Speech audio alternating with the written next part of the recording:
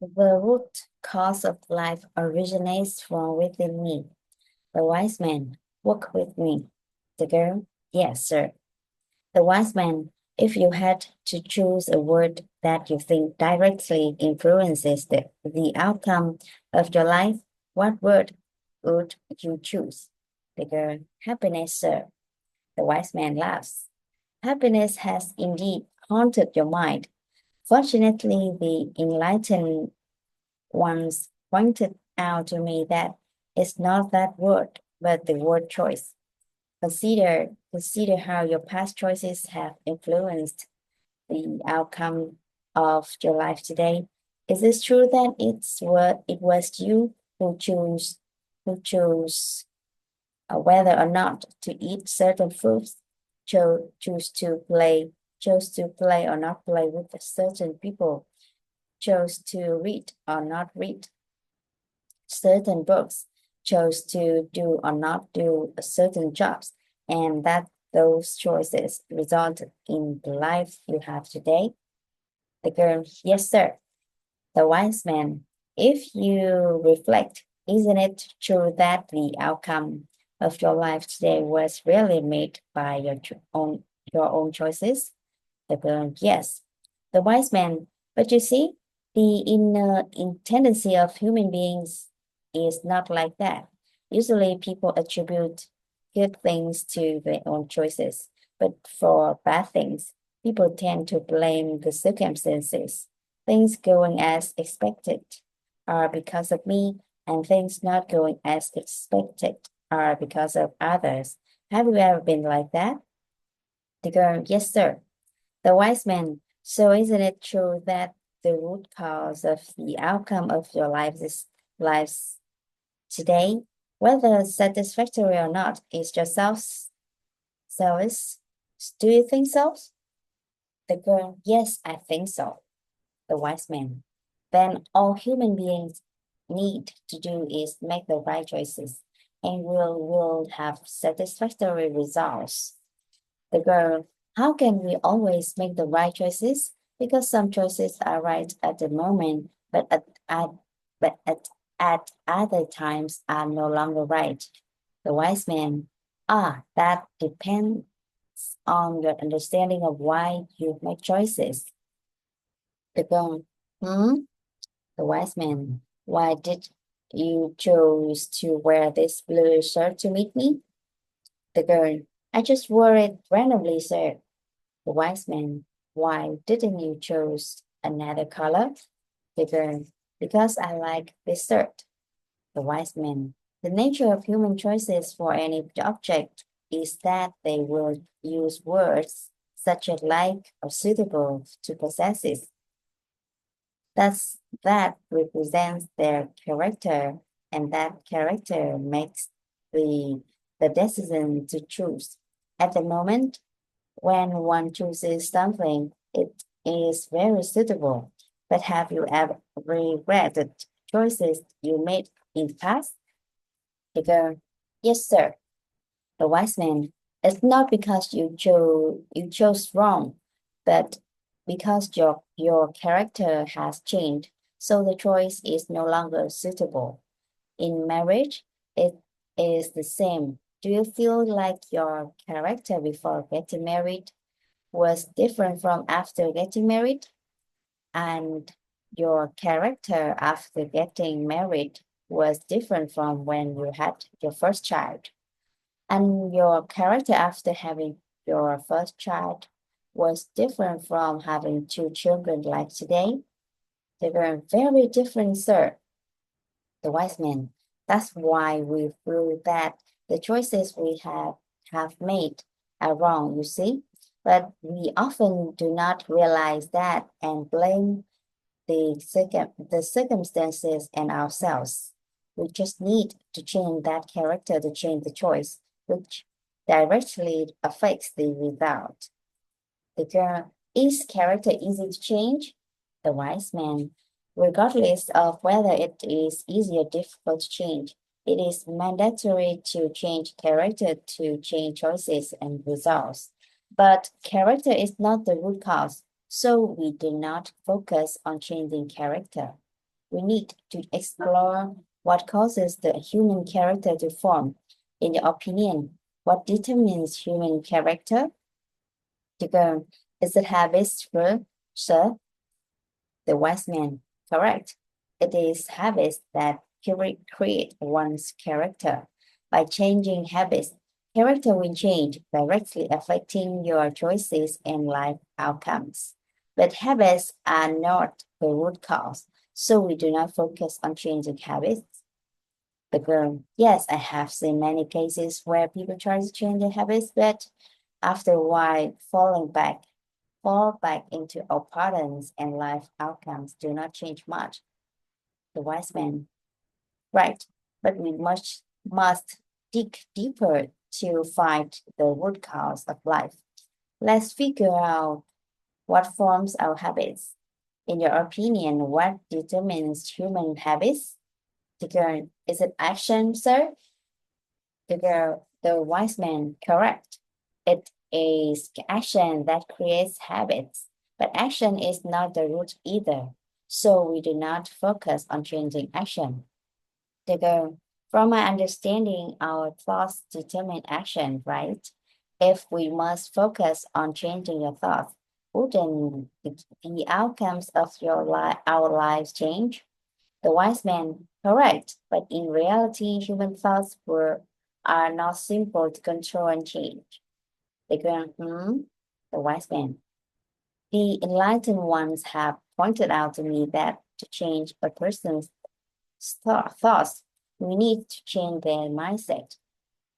The girl, the wise man. When you do something, do your parents support or oppose you? The girl, they usually support and believe in me for things they see as good for me. But for things they see as not good for me and believe I can't do it, they will oppose me. The wise man, correct. People always have a mindset. A positive mindset will help people develop more and more. Meanwhile, a negative mindset will hold people back, making them increasingly limited in perception. They limit themselves, especially with a mindset that they can't do something, that they not have enough capability, a mindset that their fate is suffering, a mindset that they are unlucky. The girl. So changing mindsets will change the current life outcomes of life, right? Of people, right? The wise man. Precisely. The girl. So how can we change our mindsets? The wise man. Do you know why some people are very happy in life while others are very miserable? The girl. No, I don't know. Is it because of their fate? The wise man. No, it is because of the images imprinted in the brain every day. What they hear, see, speak, and know. Do you see that miserable people tend to talk about misery, listen to negative things, speak about negative things, and focus on watching negative news and reading negative articles? The girl, yes. The wise man. In fact, when you deeply understand the formula of the root cause of life, you will gradually know that what to focus on to have the life you want. You focus on hearing what you want, seeing the images you want, speaking what you want, and looking at what you want. For example, if you want happiness, you focus on listening to news or others sharing about how to achieve happiness. You focus on talking about things that bring happiness. You focus on looking at images that make you happy and smile. You focus on increasing your knowledge about how to live a happy life. When that happens, your brain becomes filled with image of happiness. Gradually, you will develop the firm belief that you are a happy person. Then you will take action to have yourself happy from habits that make you happy, develop character, and make choices that make you happy. and as a result, you become happy. The girl, wow, it's true that the image of happiness in your mind, in our minds, will determine our present happiness. So to be happy, we need to focus on hearing, seeing, speaking, and knowing about happiness every day. The wise man smiles. Is it because when you understand that the root of life comes from within you, from the seeds in the mind, you will stop blaming others for the mistakes or unfavorable things that happened to you. The girl, yes, teacher. The wise man, what kind of image do you have of your husband stored in your mind? The girl, my husband is a very good, gentle man who always loves, protects, and takes care of me. My husband is very compassionate toward me. On weekends or whenever we have free time, I often list many dishes I plan to cook, then let my husband choose what I should cook.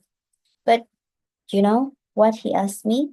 He asked me, which is the simplest, easiest, best for you to cook? Last. Do you know why my husband asked that? It's because when I finish cooking and my feet or hands are tired, my husband has to sit for hours massaging my hands, feet, and head. And my husband happily cleans up all the pots, pans, and other messes from my cooking. He never complains about me and the kids. That's why when I think back, I feel my husband is very compassionate toward me. That's not all. My husband always says he has 3 children, me and our 2 kids. Every time the children and I play together, get tired and then go to sleep, my husband has to clean up all the toys and books scattered around the house.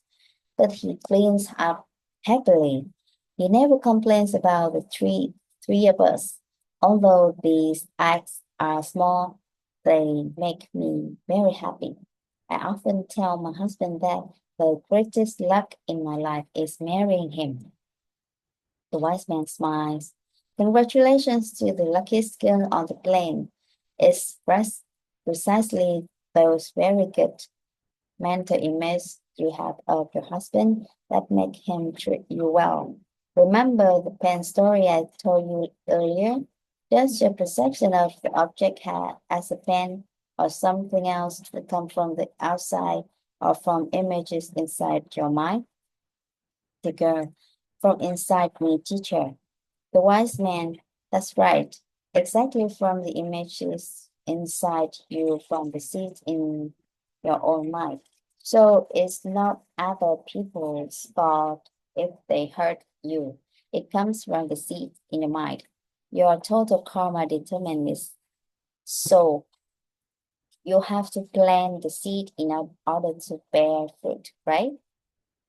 The girl, yes, sir.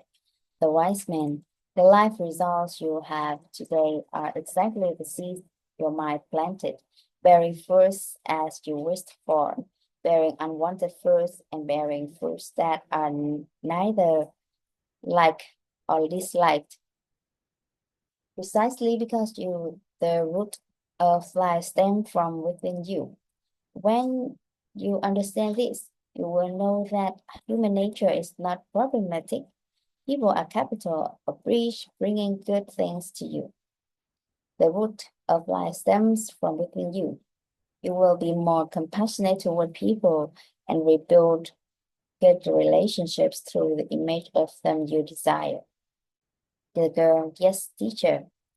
The wise man, when you understand the emptiness of all things and events that the root of life stems from within you, you will be able to let go of yourself and be more compassionate with others.